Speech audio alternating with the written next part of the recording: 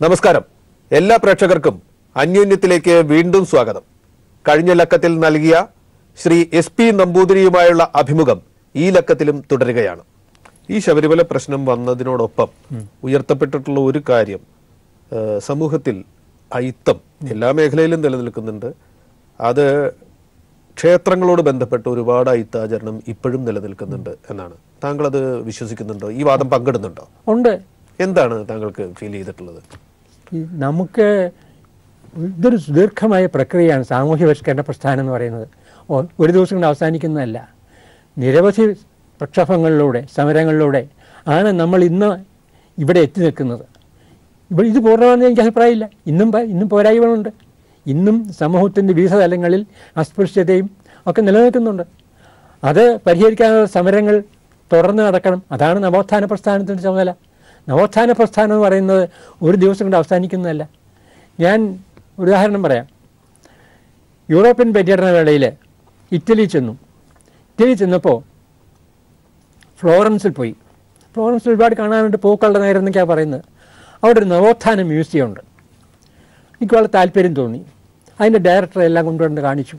അപ്പോൾ ദാന്തെ മുതൽ ഇങ്ങോട്ട് മൈക്കലാഞ്ചലോ, പ്ലൂട്ടാർക്ക്, വോൾട്ടയർ വരെയുള്ള യൂറോപ്യൻ നവോത്ഥാന നായകരുടെ സംഭാവനകളെ ജനങ്ങളുടെ മുമ്പിൽ അവതരിപ്പിക്കാൻ, പ്രത്യേകിച്ച് ആധുനിക ശാസ്ത്ര സാങ്കേതിക സിദ്ധികളുടെ പിൻബലത്തോടെ ഭംഗിയായിട്ട് അവതരിപ്പിച്ചിട്ടുണ്ട് അവിടെ.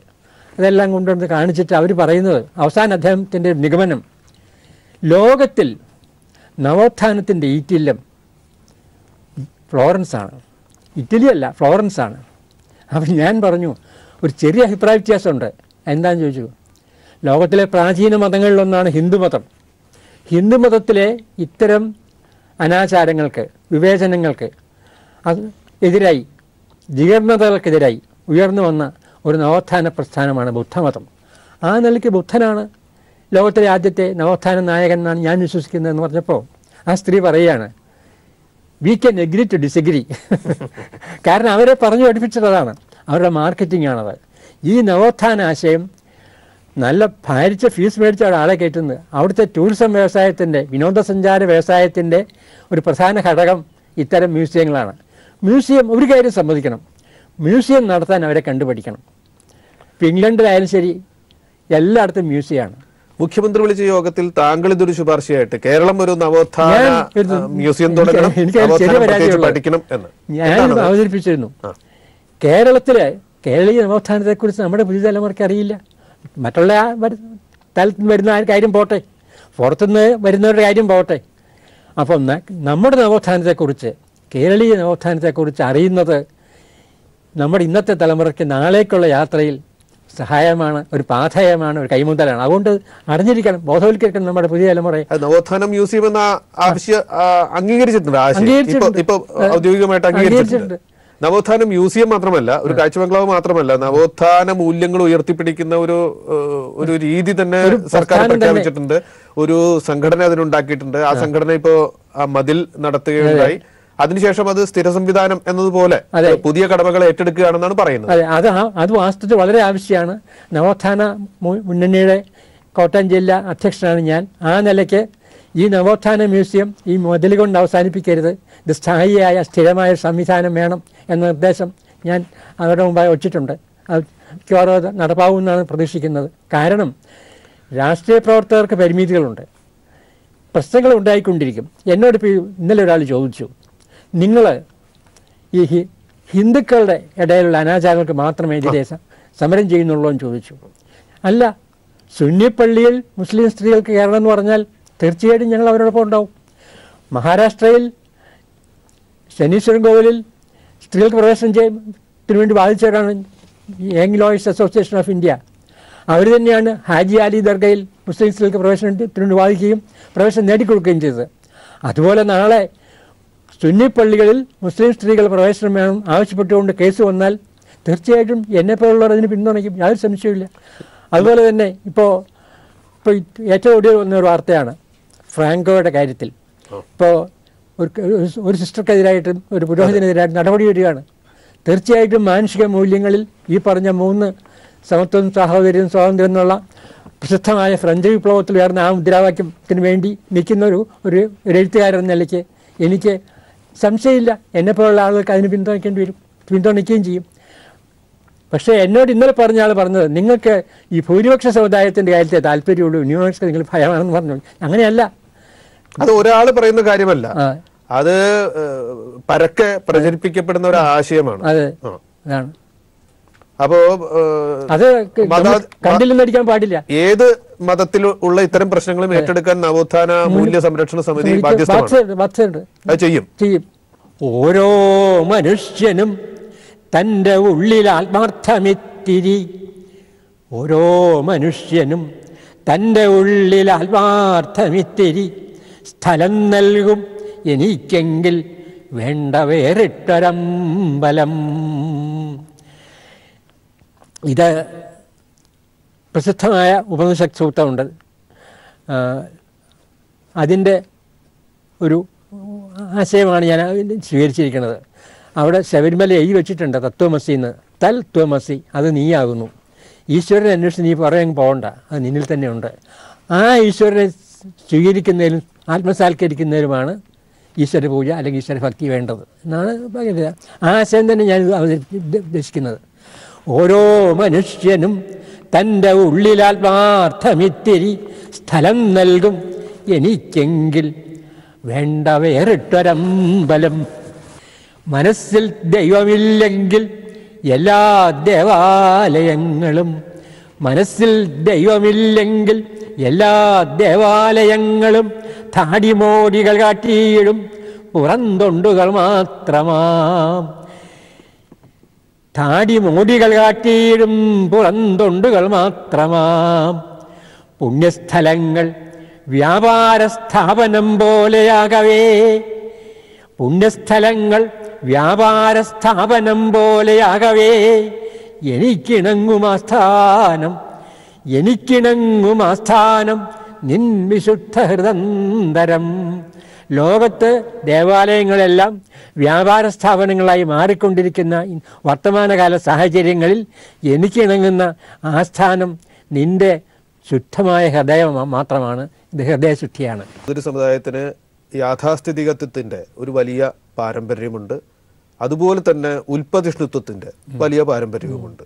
അതിൽ ഉൽപ്പതിഷ്ണുത്വത്തിൻ്റെ പാരമ്പര്യത്തിൽ നിന്നുകൊണ്ടാണ് താങ്കൾ സംസാരിക്കുന്നത്. തീർച്ചയായിട്ടും. എങ്ങനെയാണ് SP നമ്പൂതിരി രൂപപ്പെട്ടത് എന്ന് അറിയാൻ ആളുകൾക്ക് താല്പര്യമുണ്ടാവും. താങ്കളുടെ കുടുംബത്തെക്കുറിച്ച്, താങ്കളുടെ നാടിനെക്കുറിച്ച്. എൻ്റെ അച്ഛൻ അറിയപ്പെടുന്ന ഒരു ആചാര്യൻ, ആയുർവേദ ആചാര്യനും മഹാകവിയുമായിരുന്നു. അദ്ദേഹം മഠം ശ്രീധരൻ നമ്പൂതിരി എന്ന പേരിലാണ് അറിയപ്പെടുന്നത്. ഉള്ളൂർ, വള്ളത്തോള് മുതലായവരുടെയൊക്കെ സമകാലീനും അവരുടെയൊക്കെ സഹപ്രവർത്തകൻ തന്നെ പറയാം. സാഹിത്യ പരിഷത്തൊക്കെ അവരോടൊപ്പം പ്രവർത്തിച്ചിട്ടുള്ള ആളുമാണ് അദ്ദേഹം. സത്യത്തിൽ യാഥാസ്ഥിക ബ്രാഹ്മണരുടെ ആചാരങ്ങളോട് ജീവിച്ച ആളാണ്. പക്ഷേ അദ്ദേഹത്തിൻ്റെ കാഴ്ചപ്പാടുകളിൽ യുക്തി ചിന്തയുടെ ഒരു പ്രകാശമുണ്ടായിരുന്നു. ഉദാഹരണം പറഞ്ഞാൽ ശബരിഗിരീശസ്തവം എന്ന പ്രസിദ്ധമായ കൃതി അദ്ദേഹം എഴുതിയിട്ടുണ്ട്. സാഹിത്യ പരിഷത്ത് ത്രൈമാസ്യത്തിൽ പ്രസിദ്ധീകരിച്ചു. അന്ന് PV കൃഷ്ണവാര്യർ, ഉള്ളൂർ, വള്ളത്തോൾ മുതലായ മഹാന്മാരെല്ലാം പ്രശംസിക്കുകയും ഒക്കെ ചെയ്ത കൃതിയാണ്. ഇന്ത്യയിൽ നിന്ന് ബുദ്ധമത്തെ ബഹിഷ്കരിച്ചതിന് നേതൃത്വം കൊടുത്തത് ശങ്കരനാണ്, അല്ലെങ്കിൽ ഇന്ത്യയിലെ ബ്രാഹ്മണ വിഭാഗമാണ്. പക്ഷെ അച്ഛൻ ബുദ്ധമത സ്വാധീനത്തെ അംഗീകരിച്ചിരുന്നു, ബഹുമാനിച്ചിരുന്നു, ആദരിച്ചിരുന്നു. അതിൽ വളരെ പ്രസിദ്ധമായിട്ടൊരു വരിയുണ്ട്. തഥ ആഗത അത്ഭുതകഥൻ ശാസ്താവ് നീ തന്നെയോ. ശാസ്താവ് ബുദ്ധനും ഒന്നാന്ന് അദ്ദേഹം പറഞ്ഞത്. അത് അദ്ദേഹം അംഗീകരിച്ചിരുന്നു. ഇന്ന് തന്നെയല്ല, അച്ഛൻ എന്നോട് പലപ്പോഴും പറഞ്ഞിട്ടുണ്ട്. ഇപ്പോൾ വാദവിഷയമുണ്ട്, ബുദ്ധനെക്കുറിച്ചുള്ള ഒരുപാട് അഭിപ്രായ വ്യത്യാസമുണ്ട്. എന്തൊക്കെ പറഞ്ഞാലും ബുദ്ധനെ തിരസ്കരിക്കാൻ പറ്റില്ല, ബുദ്ധൻ്റെ ആശയങ്ങളെ തിരസ്കരിക്കാൻ പറ്റില്ല. അതിന് തെളിവാണ് പിൽക്കാലത്ത് ഇന്ത്യയിൽ നിന്ന് ബുദ്ധനെ നാടുകടത്താൻ മുൻകൈയെടുത്ത ശങ്കരൻ തന്നെ ബുദ്ധനെ ദശാവതാരങ്ങൾ ഒന്നായിട്ട് അംഗീകരിച്ചു എന്ന് പറഞ്ഞ് അദ്ദേഹം അച്ഛൻ ആ ശ്ലോകം എന്നെ ചെലുക്കിപ്പിച്ചു. അതിനും പുറമെ വളരെ പ്രസിദ്ധമായ ജയദേവൻ്റെ ദേവഗീത, ഗീതഗോവിന്ദത്തിലും ദശാവതാരങ്ങളൊന്നായിട്ടാണ് ബുദ്ധനെ അവതരിപ്പിച്ചിരിക്കുന്നത്, അല്ലാണ്ട് മറ്റു തരത്തിലല്ല. അപ്പോൾ അങ്ങനെ ബുദ്ധമതം പോലുള്ള നവോത്ഥാന പ്രസ്ഥാനങ്ങളെ അംഗീകരിക്കാനുള്ള മനസ്സ് അച്ഛനുണ്ടായിരുന്നു. അതുപോലെ തന്നെ അച്ഛൻ്റെ അനുജൻ മഠം പരമേശ്വരൻ നമ്പൂതിരി എന്ന ആളുണ്ടായിരുന്നു. അദ്ദേഹം ആണ് ആര്യാമൃതം എന്നൊരു മഹാകാവ്യം എഴുതിയത്. മലയാളത്തിൽ തന്നെയല്ല, സംസ്കൃതത്തിൽ പോലും ബുദ്ധനെ കേന്ദ്രീകരിച്ച മഹാകാവ്യങ്ങളുണ്ടോ സംശയമാണ്. ബുദ്ധചരിതമൊക്കെ ഉണ്ടായിട്ടുണ്ട്, പക്ഷേ മഹാകാവ്യങ്ങളുടെ ചട്ടക്കൂടിൽ എഴുതിയ ഒരു മഹാകാവ്യമാണ്. അതും നമ്മൾ ആലോചിക്കേണ്ട കാര്യമാണ്. ആര്യാമൃതം ബുദ്ധനെ കുറിച്ചുള്ളതാണ്, അയ്യപ്പനെ കുറിച്ചുള്ള. അത് നമ്മൾ ആലോചിക്കേണ്ട കാര്യം, ബുദ്ധൻ ഈ അയ്യപ്പൻ ഒരു പഴയകാല വേദകാലഘട്ടത്തിലുള്ള ദൈവമായിരുന്നെങ്കിൽ, ഒരു അംശാവതാരമെങ്കിലും ആയിരുന്നെങ്കിൽ, അയ്യപ്പനെ കേന്ദ്രീകരിച്ച് നാടകങ്ങൾ, ചമ്പുക്കൾ, മഹാകാവ്യങ്ങളൊക്കെ ഉണ്ടാവേണ്ടതാണ്. ഒന്നും ഉണ്ടായിട്ടില്ല, സംസ്കൃതത്തിൽ ഉണ്ടായിട്ടില്ല. ഒരു ബുദ്ധചരിതം മാത്രമേ ഉള്ളൂ. അപ്പോൾ മലയാളത്തിലാണെങ്കിലും ഈ ആര്യാമൃതം മാത്രമേ ഉള്ളൂ. അപ്പം അത്തരം കാര്യങ്ങളിൽ കാലോചിതമായിട്ട് പുതിയ ചിന്താധാരകളെ ഉൾക്കൊള്ളാനുള്ള മനസ്ഥിതി അച്ഛനും അച്ഛൻ്റെ അനിയനൊക്കെ ഉണ്ടായിരുന്നു. അതിൻ്റെ ഒരു പിന്തുടർച്ച എനിക്കും കിട്ടിയിട്ടുണ്ടാവും എന്നാണ് ഞാൻ വിശ്വസിക്കുന്നത്. ഉണ്ട്, യാതൊരു സംശയമില്ല. അതുപോലെ തന്നെ അച്ഛൻ നിരവധി ആളുകളെ പഠിപ്പിച്ചിരുന്നു. ഈ ജീവിതത്തിൽ ബ്രാഹ്മണ ചിട്ടകളെല്ലാം പുലർത്തുമ്പോഴും ആളുകളെ പഠിപ്പിക്കുന്ന കാര്യത്തിലോ രോഗികളെ നോക്കുന്ന കാര്യത്തിലോ ജാതി മത ചിന്തകൾ ഉണ്ടായിരുന്നില്ല. വൈദ്യം ഉണ്ടായിരുന്നു, വൈദ്യമാണ് പഠിപ്പിച്ചിരുന്നത്. ആയുർവേദവും പഠിപ്പിച്ചിരുന്നു, സംസ്കൃതവും പഠിപ്പിച്ചിരുന്നു, ഉണ്ടായിരുന്നു. അങ്ങനെ ഉദാഹരണത്തിന് നാനാജാതി മത്സരായിട്ടുള്ള ശിഷ്യർ അച്ഛനുണ്ടായിരുന്നു. അച്ഛൻ്റെ ശിഷ്യരാരെങ്കിലും അറിയപ്പെടുന്നവരായിട്ടുണ്ടോ? തീർച്ചയായിട്ടും. ആരാണ്? ഈ പൊൻകുന്നം വർക്കി, അദ്ദേഹം അച്ഛൻ്റെ ഒക്കെ പഠിച്ച ആളാണ്. അച്ഛൻ തോന്നും, കാരണം അദ്ദേഹത്തിന് സ്കൂൾ ജോലി കിട്ടി ഞങ്ങളുടെ നാട്ടിൽ. അച്ഛനൊക്കെ സ്ഥാപിച്ച സ്കൂളിലാണ് ജോലി കിട്ടി, സർക്കാർ സ്കൂളായിരുന്നു. അതെ, കുറിച്ചിത്താനത്ത്. അന്ന് മലയാളം ഹയർ പാസ്സായ ജോലി കിട്ടും. പക്ഷെ വർക്കി സാറിന് സംസ്കൃതം പഠിക്കണമെന്നും മലയാളം വിദ്വാനാകണമെന്നൊരു ആഗ്രഹം. അപ്പോൾ സംസ്കൃതം പഠിക്കാനുള്ള സൗകര്യം മുൻനിർത്തി അച്ഛനോടൊന്ന് ചോദിച്ചു. അപ്പോൾ സ്കൂൾ വിട്ട് വന്നാൽ ആ സമയത്താണ് പഠിപ്പിക്കാം എന്ന് പറഞ്ഞു. അതിനനുസരിച്ച് അദ്ദേഹം അവിടെ വന്നു, പറഞ്ഞു കൊടുത്തുകൊണ്ടിരുന്നു. അദ്ദേഹത്തിൻ്റെ ഭാഗ്യത്തിനോ അല്ലെങ്കിൽ എന്തായാലും ശരി, ഫസ്റ്റ് ക്ലാസ്സിൽ അദ്ദേഹം പാസ്സായി സംസ്കൃതത്തിന്, വിദ്വാന്. ആ സന്തോഷത്തിൽ അദ്ദേഹം അച്ഛനോട് പ്രതിഫലം ചോദിച്ചു, എന്താണ് ഞാൻ തരേണ്ടതെന്ന് ചോദിച്ചു. അപ്പോൾ അച്ഛൻ പറഞ്ഞു, എനിക്കൊന്നും തരണ്ട, ഞാൻ പഠിപ്പിച്ച കാര്യങ്ങൾ സാറ് മറ്റു ചിലർക്ക് പറഞ്ഞു കൊടുക്കുമ്പോൾ അതാണ് ഞാൻ പ്രതിഫലമായിട്ട് അംഗീകരിക്കുന്നത്, കണക്കാക്കുന്നതെന്ന് പറഞ്ഞു. അത് വർക്കി സാറിന് വലിയൊരു അത്ഭുതമായി തീർന്നു. തന്നെയല്ല, പിൽക്കാലത്ത് ഞാൻ സ്കൂൾ പഠിക്കുന്ന കാലത്ത് ഞങ്ങൾ വർക്കി സാറിനെ അവിടെ കൊണ്ടുവന്നു സ്കൂളിൽ വാർഷികത്തിന് പ്രസംഗിപ്പിക്കാൻ. അപ്പോൾ അദ്ദേഹം പറഞ്ഞു, എനിക്ക് ഈ നാടുമായിട്ട് ഇങ്ങനൊരു ബന്ധമാണെന്ന് പറഞ്ഞാൽ ഈ പഠിച്ച കാര്യം അദ്ദേഹം സ്കൂൾ വിദ്യാർത്ഥികളുടെ മുമ്പേ അവതരിപ്പിച്ചു. എന്നിട്ട് വിദ്യാർത്ഥികളോട് അദ്ദേഹം ചോദിച്ചു. എന്നോട് അദ്ദേഹം പ്രതിഫലം മേടിച്ചില്ല. ഇവിടെ ഈ സ്കൂളിൽ നിങ്ങൾ ഇരിക്കുന്നതിൽ എത്ര പേരുണ്ട് ഫീസ് കൊടുക്കാതെ പഠിക്കുന്നവർ? നിങ്ങൾ ഫീസ് കൊടുത്താണ് പഠിക്കുന്നത്. അപ്പോൾ വിദ്യാദാനം ഒരു വ്യാപാരമാവരുത് എന്നാഗ്രഹിച്ച ഒരാൾ ഈ നാട്ടിലുണ്ടായിരുന്നു. ഇന്ന് വിദ്യാദാനം വ്യാപാരമാണ്, ഞാൻ അദ്ദേഹത്തെ കണ്ടിട്ടേ പോവുള്ളൂ എന്നൊക്കെ അന്ന് വളരെ വികാരനിർഭരമായിട്ട് അദ്ദേഹം അവിടെ അവതരിപ്പിച്ചു. അങ്ങനെയുള്ള കുറേ ആളുകളുണ്ട്. അതിനൊക്കെ പുറമെ ഞങ്ങളുടെ നാട്ടിൽ അന്ന് പാലായിലും കുറളങ്കാട്ട് സ്കൂളുള്ളൂ. അതായത് 10-12 കിലോമീറ്റർ അകലെയാണ്. അപ്പോൾ അറിവുള്ള ഒരാളെന്ന നിലയ്ക്ക് ദൂരെ അയച്ച് പഠിപ്പിക്കാൻ കഴിവില്ലാത്തവരോ അല്ലെങ്കിൽ ചില താല്പര്യത്തിൻ്റെ പേരിൽ നാനാജാതി മാസ്റ്റർ അച്ഛൻ്റെ ഒക്കെ പഠിച്ചിരുന്നു. അതിലേറ്റവും പ്രധാനമായിട്ട് എനിക്ക് ഇപ്പോൾ ഓർമ്മ വരുന്നത് നമ്മുടെ ധനകാര്യമന്ത്രിയൊക്കെ ആയിരുന്ന കേരള KM മാണിയുടെ പിതാവ് കരിങ്ങോഴക്കൽ മാണി അച്ഛൻ്റെ ശിഷ്യനാണ്. വൈദ്യമൊന്നും പഠിച്ചില്ല, സംസ്കൃതം പഠിക്കാൻ അവിടെ വന്നു, സംസ്കൃതം പഠിച്ചു. മാണി സാറ് പലപ്പോഴും അനുസ്മരിച്ചിട്ടുണ്ട് ഈ അങ്ങനെ കാര്യങ്ങളൊക്കെ വളരെ വിശദമായിട്ട് അനുസ്മരിച്ചിട്ടുണ്ട്. അങ്ങനെ നാനാജാതി മസ്തരായ ആളുകൾ ശിഷ്യന്മാരായിട്ടും രോഗികളായിട്ടും വന്നിരുന്നു. അവരോടൊക്കെ സ്വന്തം വിശ്വാസങ്ങൾ എന്തുമാകട്ടെ, ഒരുപക്ഷെ കുടുംബത്തേക്ക് വന്നാൽ കുളിച്ചിട്ട് അകത്തേക്ക് ഒരു ഒക്കെ വേറെ കാര്യം, അത്തരം കാര്യങ്ങൾ നിഷ്ഠ പാലിക്കുമ്പോഴും വിദ്യാദാനത്തിലും വൈദ്യോപദേശത്തിലും നാനാജാതി മത്സരമായി ജാതിമത ചിന്തകളില്ലാതെ ഇടപഴകുന്ന ഒരു സ്വഭാവം ഉണ്ടായിരുന്നു.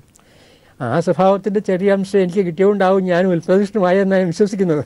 ഒരു കാലത്ത് പത്രപ്രവർത്തകനായിരുന്നു. ഇന്നത്തെ പത്രപ്രവർത്തനം ഇന്നത് മാധ്യമ പ്രവർത്തനമായിട്ട് മാറിയിട്ടുണ്ട്. പത്രം മാത്രമല്ല, പലതരത്തിലുള്ള കൈവഴിയിൽ മാധ്യമങ്ങൾ വേറെയുമുണ്ട്. ഇന്നത്തെ മാധ്യമ പ്രവർത്തനത്തെ കുറിച്ച് എന്ത് പറയുന്നു? ഇന്നത്തെ മാധ്യമ പ്രവർത്തനം മറ്റെല്ലാ മേഖലകളെയും ഈ ആഗോളവൽക്കരണവും ഒക്കെ ബാധിച്ചിട്ടുണ്ടല്ലോ.